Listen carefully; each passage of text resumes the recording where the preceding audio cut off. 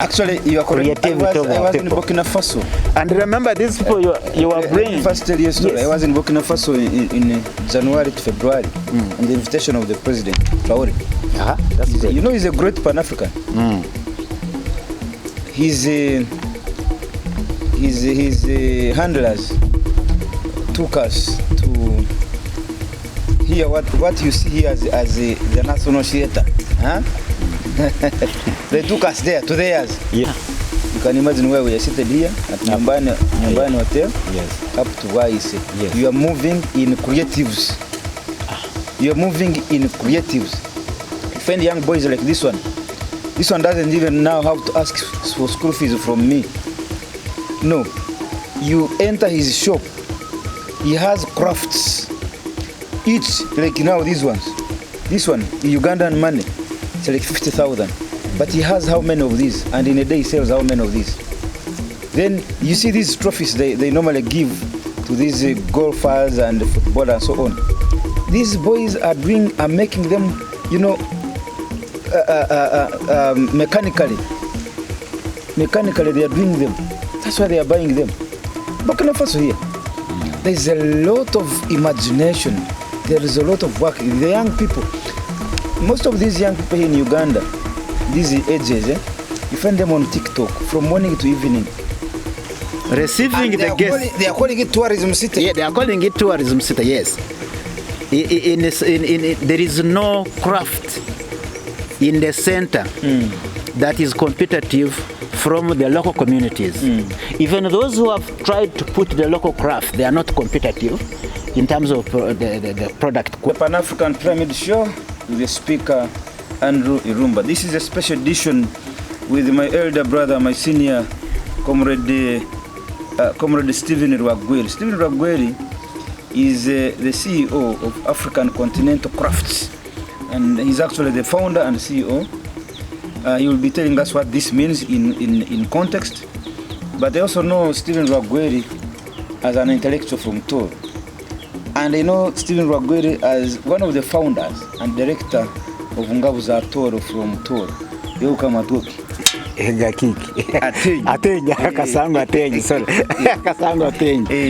So Stephen Rwagweri, I see you have been adopted on the panel of 4. Actually, you are 4 on the panel by National Planning Authority to be among those to critique the upcoming project by National Planning Authority.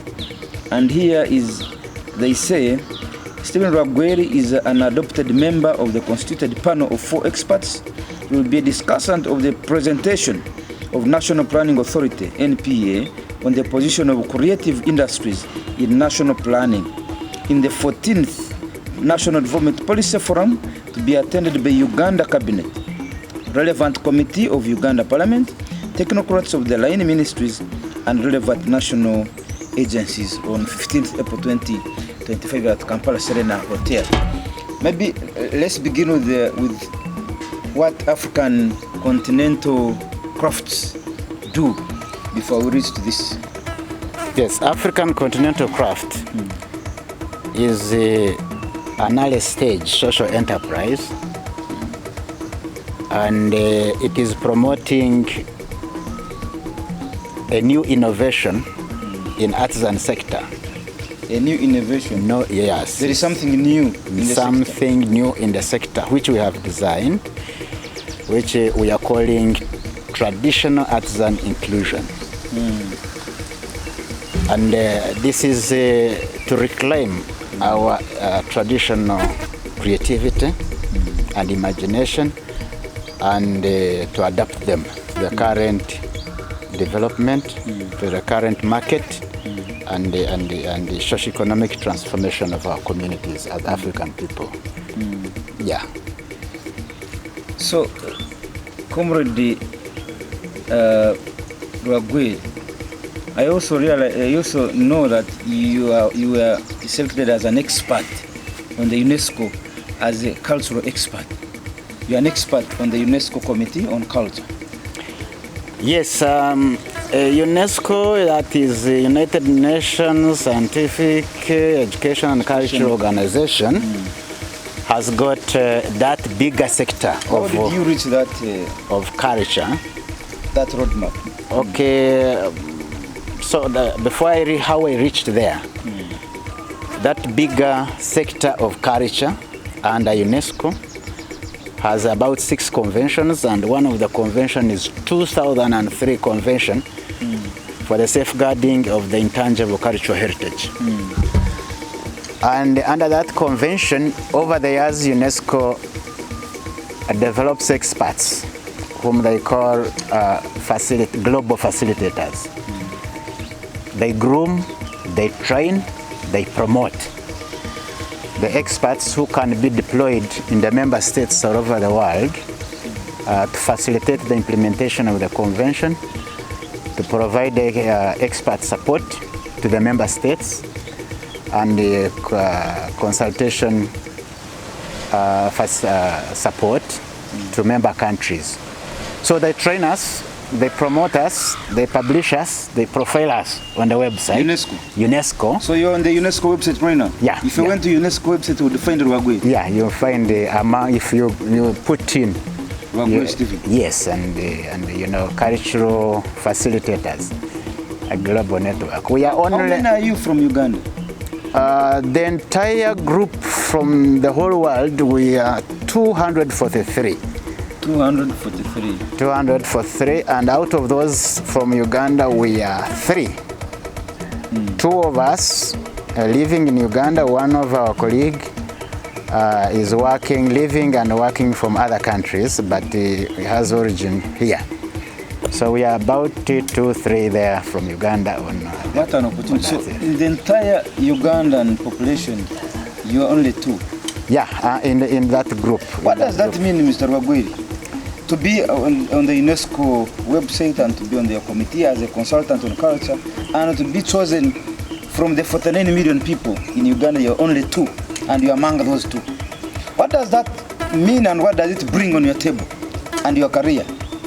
Of course, it means, we have to look at it from the point of what we are prepared to present, to offer, to inspire, to ask our people to reflect on their heritage. And mainly my own vision that we need to help our people to rediscover themselves from their own indigenous knowledge, indigenous creativity, indigenous imagination, and we believe in ourselves. Like I personally have a problem that we have a problem of, I discover that we have a problem of mindset. We don't believe in ourselves. Africans. As Africans, that we can do things. We believe that the solution. So here is UNESCO calling you to come and give them ideas. Exactly. We always think something foreign is something important and better, and more superior, and all that thing. Anything local, anything of our origin is inferior. The other day I was challenging people that we are saying we promote the African creativity, our own creativity, and we even have very many institutions to promote our own heritage and creativity. But if you walk around the palaces, you can identify that, when a cultural institution or a person, the mandate of that cultural institution is to promote, to protect, to project, to safeguard the heritage and creativity of the community. There. But if you move in some of these palaces, you'll find where you are received the traditional heritage in form of talents, artifacts, handmade products. Nowhere. You find somewhere a sitting room, all the things that are there, right from furniture, decorations, even the smallest thing like carpets. You cannot find anything from our origin. You are correct. Now, you see, you visit a kingdom. Yes. You visit a kingdom, right from entrance, you come to the red carpet. A red carpet? You go and sit in chairs made from Turkey and China. Imported. But this is the kingdom that is supposed to protect, preserve project, defend, and promote. You see, this is where we go wrong. And when you go to... And today's kingdoms, the kings, are actually not protected, not guarded by our traditional guards. No, they are guarded by the gun and by the army. Yeah. So that mindset, somebody feels he's now a king to protect his heritage by showcasing the creativity of other countries. In the same headquarters where you expect the history of the people, the creativity of the people to be protected. Now, if we cannot be proud of our own, we cannot promote our own, we cannot showcase our own creativity, we cannot buy the products of our own creativity, then who is going to do that? First of all, so, you feel you as inferior over the others. So we declared, and this is what you people in Pan-Africanism you have to struggle with. That mentality, that mindset, where we declare whatever is our own as inferior. And then we showcase. If we remain like this, as a community, as a people, we cannot survive in the next 100 years. It's not possible. People who would, even at the very center where your own indigenous heritage is supposed to be protected and preserved. You go there, showcased. Yes. When you go there, you find instead they are showcasing the foreign creativity. Yes. Like now in Uganda, now we are celebrating the Chinese creativity. Even our own money. You see, our people die 3 times. At home we had a saying of 3 times. Like Chaco. Chaco dies at least twice, but our people are dying thrice. You see, the people who are supposed to promote our own creativity, they don't do that. You give them money and they don't do it. Getting money from our own taxes and own contributions. Then they go and import using our money. Import the products of the creativity of other people. They come here, they promote them. We are dying in all these stages. They showcase them in our own offices, in our own structures supposed to be our own. And then they come and tell us, you know what? Yours is inferior. Now, if we condemn ourselves, we curse ourselves, we commit suicide as a people, how are we going to survive in the next generation? It's very difficult. It's not only in that area. Even you can look at it from the point of other things, other services in our society.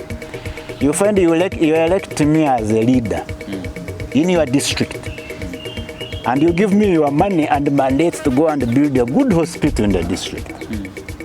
I don't build it. And when I fall sick myself, I come and ask your own money, taxpayers' money to take me outside. And when I die from there, in the better facilities where people have sacrificed to establish those better facilities. And when I die there and come back, you praise me as a hero for managing to die in the better facilities. Now, a population that thinks like they that... even give you a national barrier. Yes. Now, a population that thinks commits suicide like that, how will it survive? We are dying thrice. In the next generation. You are dying thrice many times. You see? You provide me money to build a hospital, I don't build it. When I fall sick, you pay me to go to the better facility. When I die from there, yes, it is the country, the taxpayers' money that will be in charge of transporting your carcass back here. Yes. But even grant you a national burial ceremony, and you know what that means? You are celebrating me. There's a big budget. Big budget. You see, when you think critically about what is happening, you find you live in conflict with everything around you. We are living in startling contradictions. We are living in startling contradictions in this society. So anyway, without diverting so much, our field of work is to promote reflection, to promote creativity, to promote the culture of telling our people to believe in themselves. We are sufficient in ourselves. We can solve our own problems without necessarily relying on the creativity of others. So now, Mr. Rwagweri, you have identified ably these problems. When you were starting up Engavu za Toro, what did you set out to achieve, and have you achieved them? Now, when you are metamorphosing now to this new vehicle, which is now continental and global in nature, the African continental craft, what were the challenges? What did you really achieve, and what are you now looking at selling at the UNESCO global stage? You see, we founded Engavu za Toro as a community organization way back immediately after university Makerere here. And what we were preoccupied with at that time was to solve the problem on our immediate community, and that is Toro. We had analyzed the problems of Toro, but over the years we did what we could. We did what we could. You couldn't do so much. Certainly, yeah. We think we have done some good things. So we brought the thinking of people believing in themselves, especially using the cultural heritage. We produced practitioners. Some of them are being given rods when they die as a symbol of recognizing their legacy, which means really something was done. Like our late musician, local musician, Gambarale. You have given him a road? Yeah, all the towns in the region, because of his legacy on whatever he has left. Because he was also part of Engavu za Toro. Oh yeah, he was groomed by Engavu za Toro right from the youngest stage. So which means that we have done what we could do at the local level. But over time we realized that there is more. Toro does not live in isolation. We have the whole Africa, we have the whole of Uganda, and we need to connect with all these levels. Before leaving to Engavu za Toro and Toro level, we registered, we did research, and successfully defended the Toro heritage in that international global network. And that means a lot, because that global network means that there is a mechanism to help communities at the international level safeguard their heritage and their creativity. So we did that. Two of our heritages are registered with the global level at UNESCO. Then after that, we realized that we need to rebrand.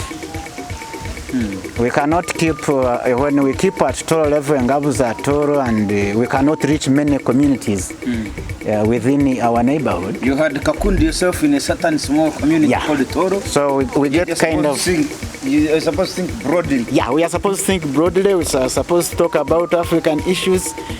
So we cannot keep with the branding that localizes us all the time. So we develop, we move to African continental crafts, so that our ideas, our exposure, and our knowledge, we are able to be accepted and speak for a bigger constituency, to a bigger area.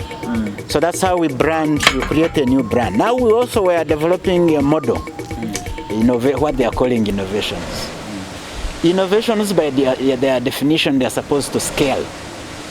Something you start that it can scale and cover a bigger geography and cover millions of people. So we come up with developing an innovation which is meant to scale across Africa. We are building it on the heritage that is common to all African people, even globally. That is the artisan heritage. And we want, and this is a center of imagination, our traditional center of imagination. It's a space where people used to come together to reflect, to imagine things, to be creative, to rebuild and recreate their societies. But because of this modern wave our people have been derailed from their trends of reflection and turned into slaves of other people's creativity. So to reclaim that, we come up with a model or an innovation which is built on that common practice of the artisan or handmade economy, so that we can work with the handmade practices to regenerate the creative spirits of our people, to regenerate the business mindset in our people, to regenerate the confidence in our people, and then it should be a model that is able to be replicated in all places in Africa. And we are succeeding with building this model, and I think we are here because of that. The final score why we went to UNESCO, it is because of this innovation. Well, we have had a big experience through Ngabuzatoro community program and the research that has been done to defend the local heritage up to the global level. But finally coming up with an innovation that can scale across Africa was a very big step. And that's where the global community say, well, I think we need to recognize these people and give them the necessary platform. And through that global platform, we are put at the disposal of everybody in the world to utilize our skills if we have the time. We can go to China, because ultimately humanity is the same. We need to interact. We need to be one. But you interact also after strengthening your own. You don't go and... you don't interact at your weakest point. At your weakest point. You must interact in order to learn from the people in Japan, from the people in China, and then come and bring it home. So there is this continuity. From Ngabuzatoro as our first stage in Toro, Uganda, then as a country. Then as we come, it is good that even the agencies, the responsible agencies, especially for planning, for the strategic planning of the country, have recognized our competencies and given us space to present our views in their national strategy, national planning. And that's why I sit on the panel. So now, tell me something.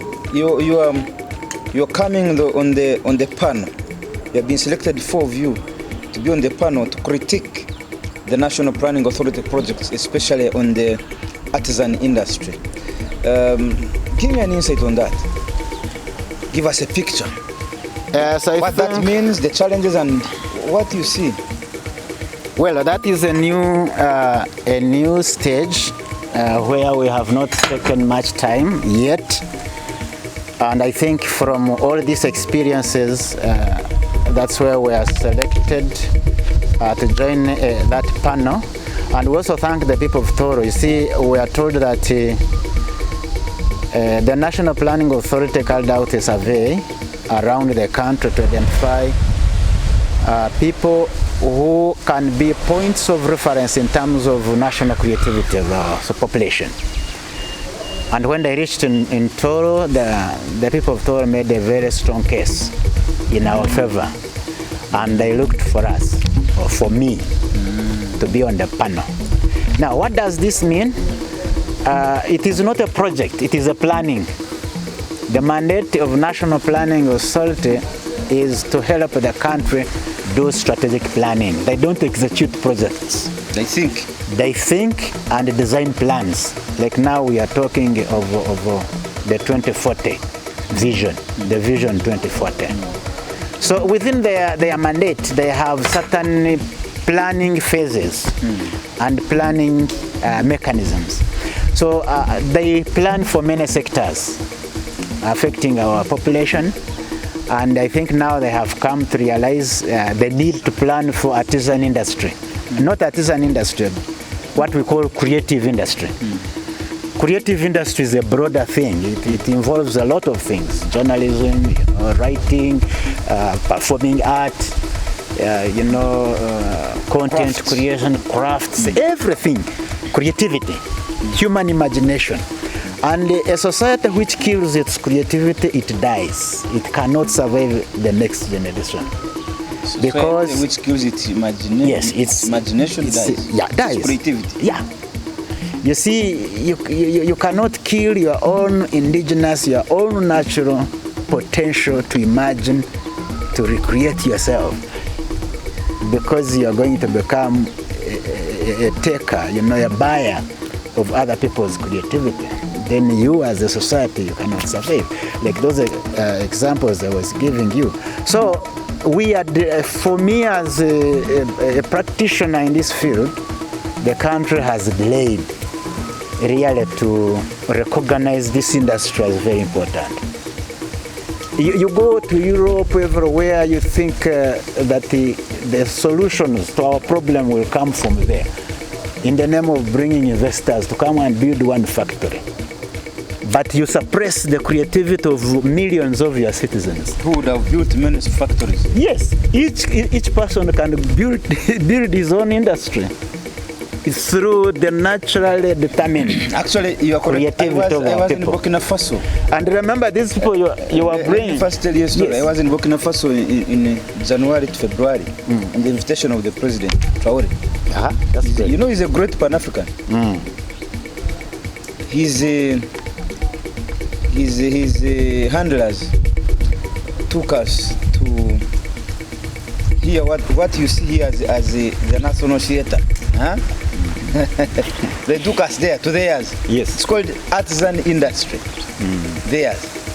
It's as long as from like where we are seated here. The industry is as long as up to Vice.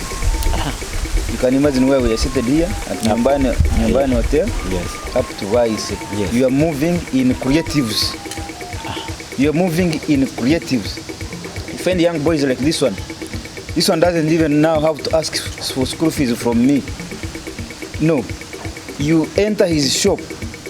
He has crafts. Each, like now these ones. This one, Ugandan money, it's like 50,000. But he has how many of these? And in a day he sells how many of these? Then you see these trophies they normally give to these golfers and football and so on. These boys are making them, mechanically. Mechanically they are doing them. That's why they are buying them. Burkina Faso here. There's a lot of imagination. There is a lot of work. The young people, most of these young people here in Uganda, these ages, you find them on TikTok from morning to evening. Those people in Burkina Faso, in West Africa, those young people are fully engaged, busy imagining, doing things, crafting. They are doing different things. Yeah. So the boy, if he goes to work at 7, he comes back at 7 or 6 p.m. Where has he got time to go to abuse somebody on TikTok or even to read your stupidity? You get? They don't have time. The only time we'll go to TikTok and social media is to post his craft, and he's looking for market. He doesn't have time to engage in abusive, discourses. He doesn't. Yes. So here in Uganda, they have killed that industry. They have killed that thinking. Talking about that killing,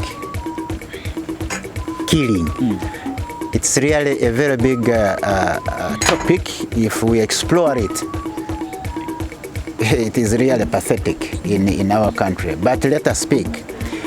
Before coming to that, you see, the mindset of our policy framework, of our people who are doing the policies, is that we are invalids other people in terms of thinking, in terms of finding solutions to our problems.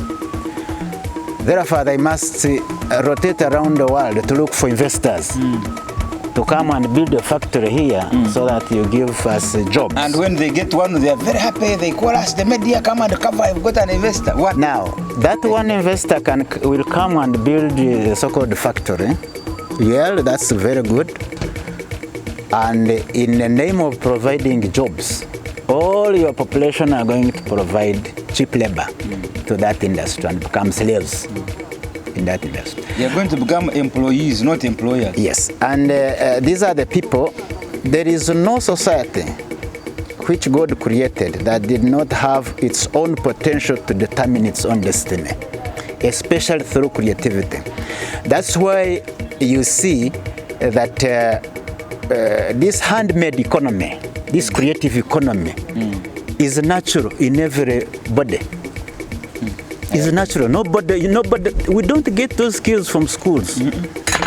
Even our grandparents who didn't go through this formal education, actually they were the best creators. They were the best creators. The best creators. Which means each and every community was, and that is a center, it's a space for imagination, a space for innovation, a space for creativity. Actually, under our new model of traditional arts and inclusion, we are undertaking a research to prove a hypothesis that if we promoted this industry, creative industry, beginning with just handcraft, handmade, we can create what we call, a space for everybody to be an innovator.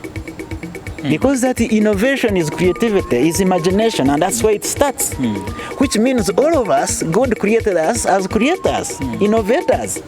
Now we come here and sit and wait for the Americans to innovate for us. And then we become consumers of their innovations. The other day I was in California. That region, real estate is the center of innovation.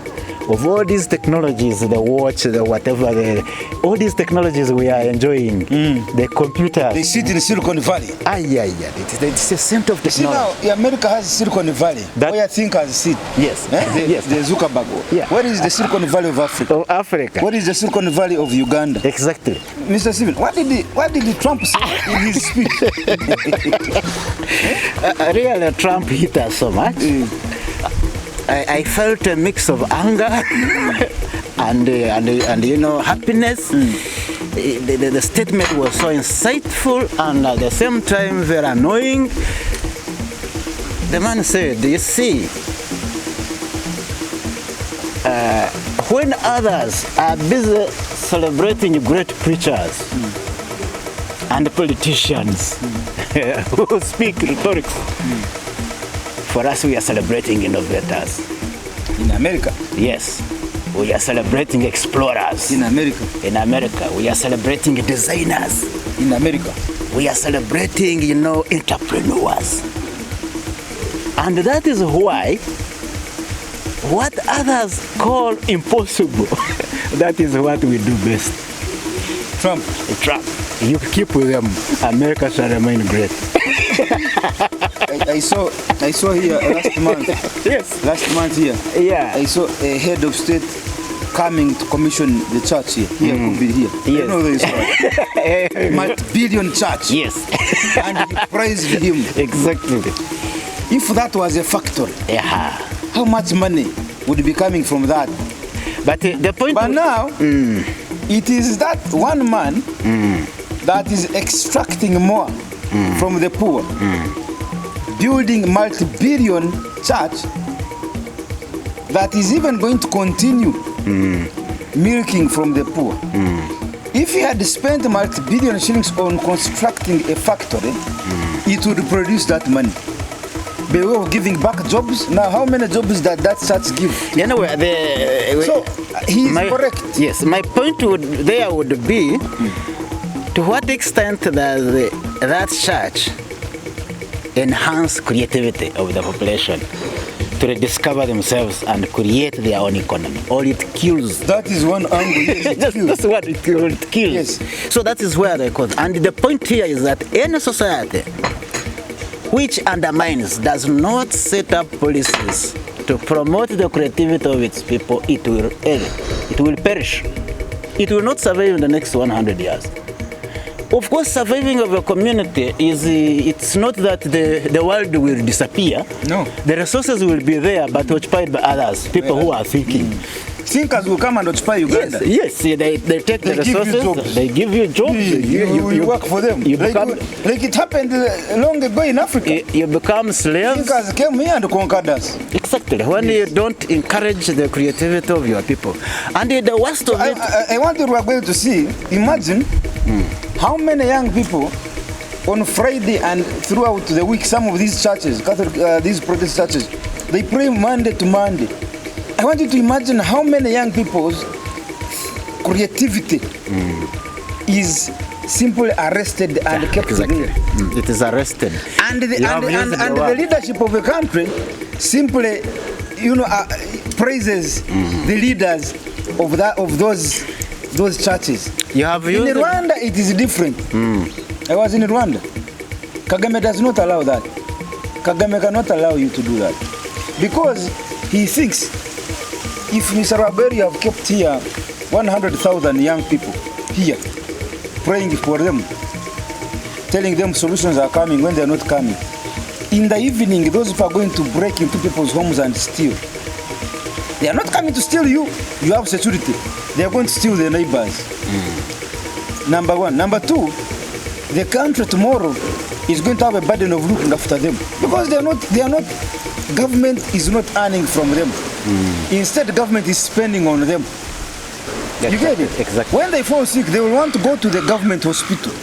When they don't find medicine in Virika hospital or Buhinga hospital or Mulago hospital, these very young people who are not adding value are the very ones who are going to make a lot of noise on social media.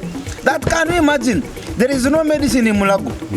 But ask yourself, what has been your contribution towards buying that medicine? Yeah. When you are passing through a road that has been constructed by other person's tax money without yours, it means you are a liability to those few who are paying the tax. But you, the young people who are not contributing, are going to make the biggest noise on social media when the road is bad. You get it? The other ones who are contributing are actually busy. They don't even have time to quarrel. They are busy. It is these ones who are jobless who are doing this. So it means you continuously become a liability. So that's why other leaders do not allow that. That's true. You see, there is a point you mentioned there. The policymakers, the leadership of the country here in Uganda have been watching. They will look at the church to provide a solution by strengthening morals. That you go and instill morals in an angry and hungry young population, so that they don't become a burden to us to spend on them to arrest and put to prison, in prison. The policymakers think that the churches are doing that. The religion can instill morals to stop a hungry person from stealing. Instead of thinking that if we promoted creativity in this hungry person, he will find something to eat. He will fend for himself, from himself. And however much we shall tell the religious people to keep him in church, without as long as he's hungry. As long as he's hungry, he will not escape from church, come and steal. And steal, and then the government will be spending a lot of money on criminality, the prisons, the security agencies, moreover, when he goes to prison, it is you again, government, using our money that feed them. So that is the vicious cycle. The moment a country does not recognize the power that lies in human creativity, they undermine the gift we get from nature. We were given the tools of creativity to defend our own existence. Then we get into these leaderships that kill our capacity to remain creative and discover ourselves. And they start providing solutions from external which are not sustainable. Now, coming to the sector of creative industry, the other day I laughed very much when they told me that you are going to critique national planning.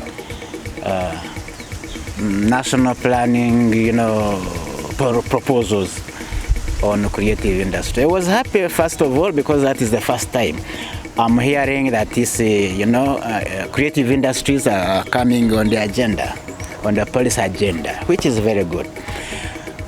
But now, when you want to analyze the sector, that is my field. I'm a specialist in the creative industry by training. I know it and have compared with all other countries. You see, when we talk of creative industries in Uganda, the sector or the industry, it does not have the minimum viable, the minimum viability we can talk about. Why? Because of the policy environment. Now, if you analyze it in Uganda here, the only domain of creative industries that are surviving, you talk about, with minimum viability, you talk about performing arts. Performing arts, these are musicians, Banyakatemba, and all this kind of stuff, different forms of performing arts. You also talk about the journalism. You also look at, content creators and maybe something small with the handmade economy. Now, you look at these industries. How has the policy framework helped these industries to develop? Now, of recent, for those who are analyzing, the industries have been hit by the policy environment does not provide formal and professional funding. And the practitioners in this field, therefore, they live in the business of survival. Somebody who is preoccupied on a daily basis with the business of survival cannot be creative. We have learned this thing, cannot be a philosopher, cannot be a creative person.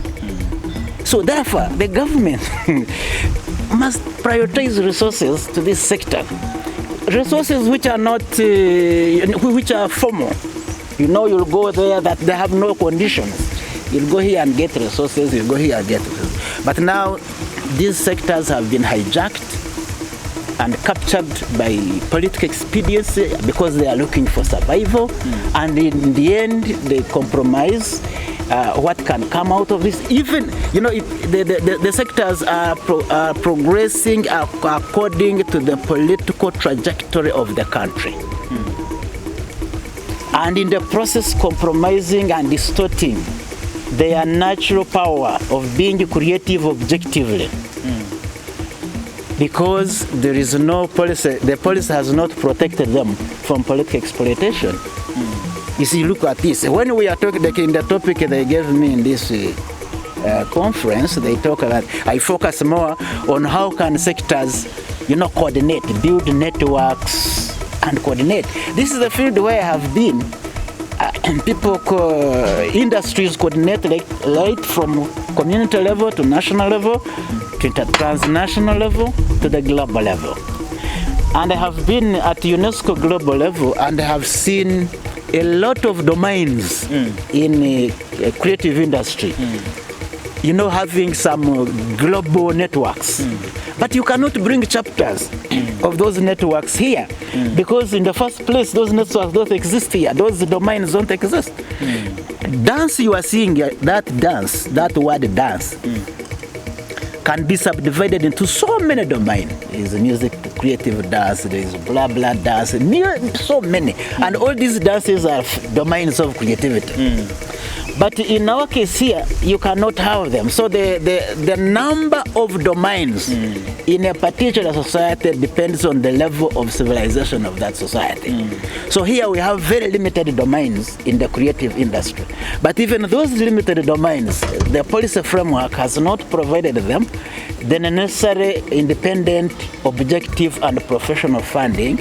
And they are falling prey, victims into and hijacked by handout-based kind of funding, and tokenism, and unstable kind of funding. How can somebody be creative? And you arrest his mind and take his mind to serve a different purpose than objective professional work. When we are talking about, they are telling me to talk about professional associations. Professional associations are supposed to be professional, as you mentioned it, and are supposed to be objective and independent, so that they help the domain to grow and they procure it. But the moment there are professional associations which are politically created, politically utilized, and politically patronized, that network does not necessarily project the growth of that creative industry. It distorts the whole process. Now, if we distort even the few domains by failure to what is it? I was asking the Uganda, this planning authority, is real our planning, which is very logical, National Planning Authority. national planning, distributing resources, determining where resources should go. Then if it was doing that, number one priority would be the creative industry. The creative industry. But you'll find it doesn't feature anywhere. And then But now you are planning. given an opportunity, Yes. Comrade Rwagweri, to go and present the case. And this is the issue. I cannot present it alone. I'll appear an academia, just talking theories, and I'm dismissed. It is the sector itself. And the sector must know that by us killing, and the country itself, by the way, must know that by us killing our creative potential, we are killing the future of our country. But There is no country that can survive without its creative Isn't this a potential. good opportunity it presents to you to go and advocate for what you think is the message? Why are you saying to you, say to us? You are a journalist, you are a content creator, you are a senior leader. Yeah, you are creative. You belong to the creative industry. But me, I have already started my role. My role is to analyze and present the facts. Take them or leave them. So I cannot play the entire game alone. So I have presented that. So I'm calling upon the creative industry players and the country. They should reflect that on the fact that when we kill our own creative industry, when we don't give priority our creative industry, we destroy our future. The country will remain there, but it is not ours. Okay, Comrade Rwagweri, finally, I have two questions for you. Finally, I asked you earlier, do you think government has really planned for artisan industry? Has it put in? Absolutely nothing. Not yet. Maybe they can start today. You see, me, I came from Toro 4 years back to begin developing innovations in the artisan sector. I was disturbed by one point. I went to Garden Restaurant. There is it's a big Garden Restaurant Fort Portal, yes. Opposite Impanga. Yes, there is. It's the biggest, I think. It has the biggest gallery, art and craft gallery for tourists. Now, when I toured in that gallery, I saw all the products are imported from Kenya. Hey. I asked Yes. At the Gallery of Toro. Yes, Toro, yes. Fort Portal. The entrepreneur from Fort Portal. Yes. That is Andrew. Yes, Andrew like you. It's Andrew. Must travel to Kampala to buy products to put in the gallery of tourism industry. And he has traveled to Kampala. What he has bought is from Kenya. And what he gets from Kampala is imported from Kenya. And if he wants it at a cheaper cost, then he has to travel to Kenya. And what is it that they are getting? It is nothing, strange. It is the usual indigenous heritage of communities, the Maasai handcraft of the communities in Kenya. When I reflect on all that, why? What went wrong fundamentally? I realized that Kenya at some point carried out a deliberate policy to develop the sector. And because of that, therefore, they have conquered the Uganda market. The other day, I brought an Israeli guy who is doing a lot of buying craft in wholesale. We started. I met him in what it is in US in the general conference. I interested him to come and enjoy the market here. Okay, he really bought the idea very fast. And say, well, I'll combine Kenya, Uganda, and then bring a container to Mombasa to carry the products from Kenya and Uganda. I think it will be cost effective. So he said, let me work it out. Right away, he sent his team to start studying. He wants us to fill the container so that it becomes cost effective in transport and the logistics of taking to the market. And he sells the craft to Europe and America. Now he went to Kenya and he was very impressed with the reception and that the sector has reached what we call market ready, investment ready. It's market ready. that you can quickly, there is a whole network developed and the products are improved, meeting the international standards. Investment had been made. But when he came here, the last email I will send you, the last email he gave me, he put his team which spent 3 months here doing a study. 3 months. They went to the ministries, they went to the communities, they went everywhere, 3 months. At the end of the day, they came up with the recommendation that Ugandan market is impossible. There's nothing we can get from there. Why the sector has not been. Actually, if we want to buy the craft of Uganda, are those the ones they are giving us in Kenya? Why should we be in Kenya buying them and then come to buy them from Uganda expensively? And yet, the communities are very rich in heritage, in craft heritage. Look at Toro itself. Yes. Toro. Look at the wealth of Toro in heritage. Yes. But there's even the Toro leadership, including the king. Do they even know the wealth they have? When you go into Toro Kingdom inside there, what did you find there? Now you're blaming a private businessman, Andrew. This is Andrew and brother. I'm not blaming him. No, you're not. I'm only analyzing the situation. But now, look, the entire Toro institution as a kingdom, they don't have. Do they have an artisan shop in the entire? Have you ever seen it? This shop is for Toro Kingdom, where you come. If you don't get an opportunity to go into the palace, this is exactly what is there. At least a sample. Yes, but when I went to Burkina Faso, they started teaching me their cultures right from the memorial ground of Tom Sankara, where Tom Sankara was killed. Somebody started explaining to me their country, their norms, their cultures, their traditions, and why they still cherish Thomas Sankara. You get? When they went to the arts and industry, I found boys. I even paid him to take me around as he explains every art. I now know something about Burkina Faso arts industry. But I'm not Burkinabe. I'm Ugandan. I'm Toro.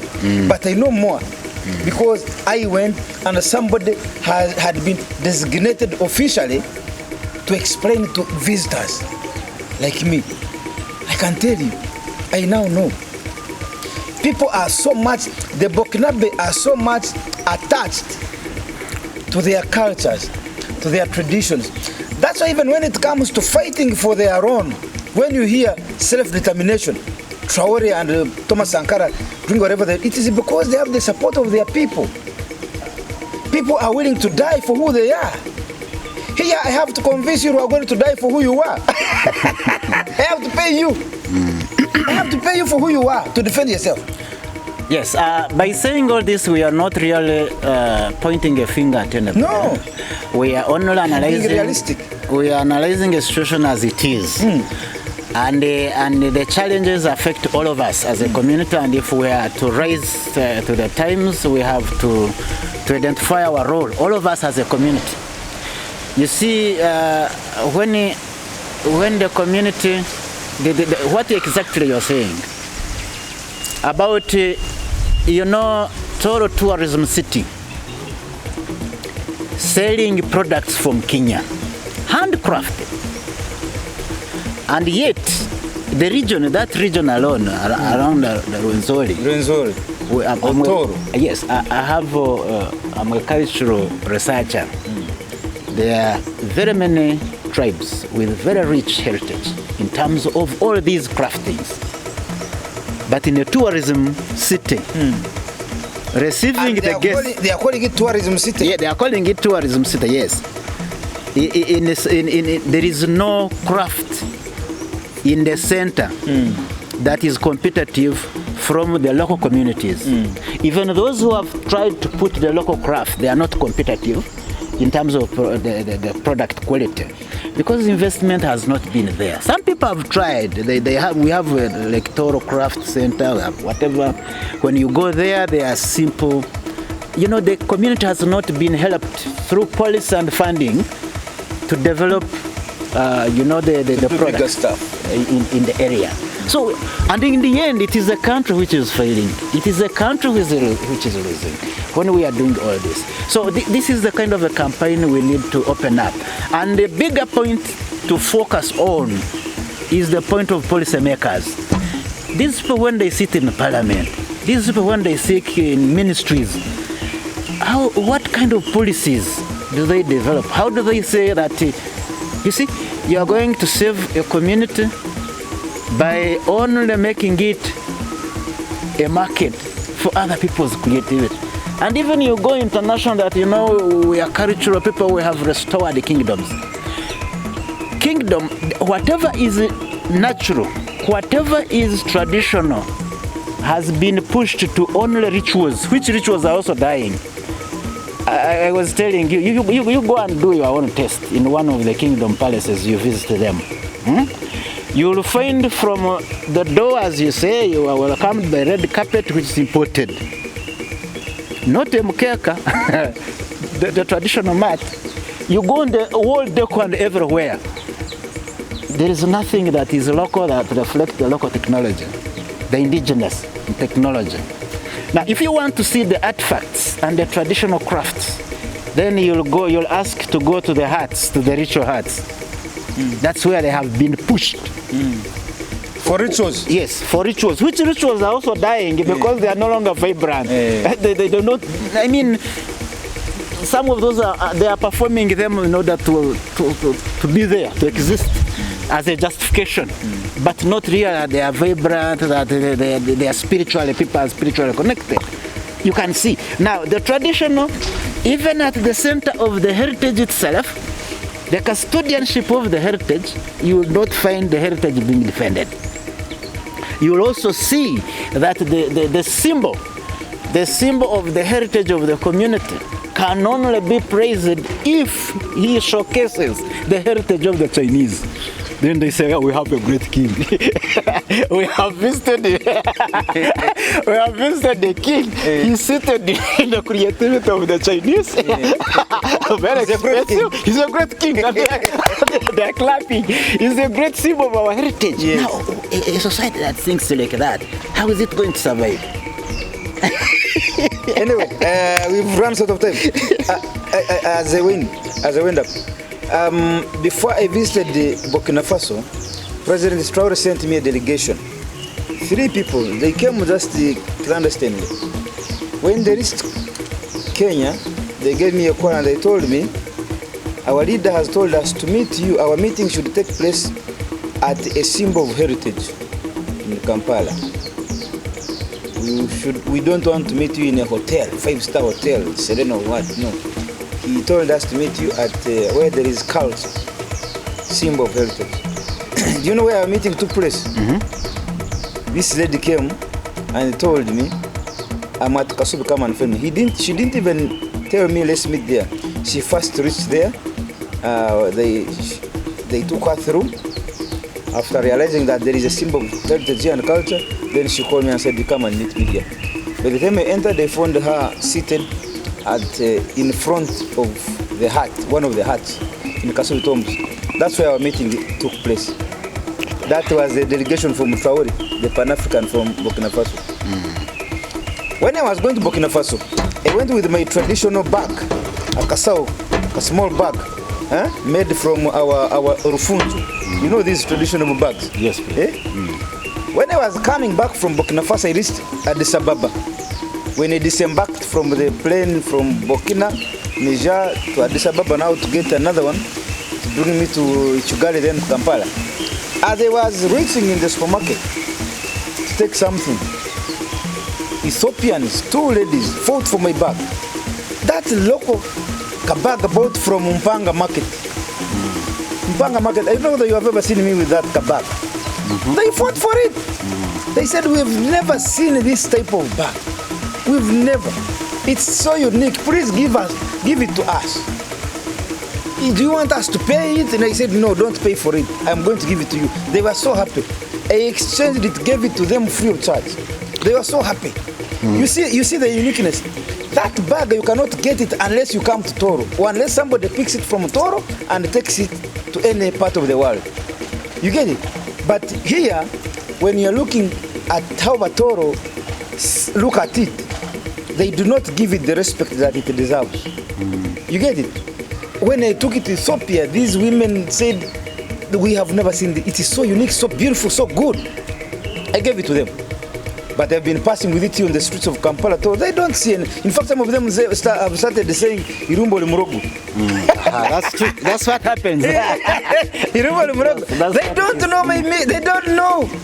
They don't know. It is. So finally, but when I find a Chinese president seated in his artifacts, in his heritage, they come here and praise the man. The man. He's a powerful man. And they borrow it for, yes. We should get that heritage here. When they see the Kabaka of Uganda wrapped in this back cloth of an elephant. Oh, Murugu. That's what they see. Yeah. So this is the problem. Is that we have that's the mindset stuff which I've said, yes. And this is what I'm going to propose to the planning, that there should be investment in mindset change, because even if they want us to develop a model or an innovation that can be implemented to work on the population's mindset, we have really condemned ourselves. We have condemned what is ours, and that is a very big problem. We have pushed whatever is ours to the dustbin of history, but not to the practical life. Even whatever you're talking about, the little thing that reminds of our heritage, is pushed to rituals and maybe museum. I would thank only these people who are promoting ecotourism. That is where you'll find, because they know the Westerners want to come and see and change the environment. That's where you'll enter an ecotourism site. When you enter there, the first thing you see, even behind their chairs, like you see, this is the flag of Burkina Faso, and now behind them, their traditional heritage. This is what you see. That's what you see. My brother, I went to Tanzania, just Tanzania here. We visited people's homes and hotels. You find a stone in a sitting room of a TZ. A Tanzanian is living with a stone that he found there. It is in the sitting room. The best they do is they crown it so that it becomes like a chair to sit on it. But they never dislocate it. They don't remove. If he's building a perimeter wall and he finds a stone, he simply builds around the stone. They leave it there. They never touch it. No. When you come to Uganda, when somebody wants to build here and he finds stones down or here, the first thing to do is excavate them. They do what? Excavation. Destroying the heritage. I went to Tanzania, I found big hotels, 5-star hotels, 4-star hotels. Inside, at the reception, you find a stone, you say, what's this? No, we found this stone here. This is our heritage. Hey, they have beautified it. You cannot see that in Uganda. You can't. Anyway, Pan-African Pyramid, my name is Andrew Rumba Katsavia Speaker. I've been with the comrade and my elder brother, Comrade Stephen Rwagweri, who is the CEO and founder of Engabu Zatoro, and also African Continental Crafts. I thank you so much. Thank you. Welcome. Free your mind.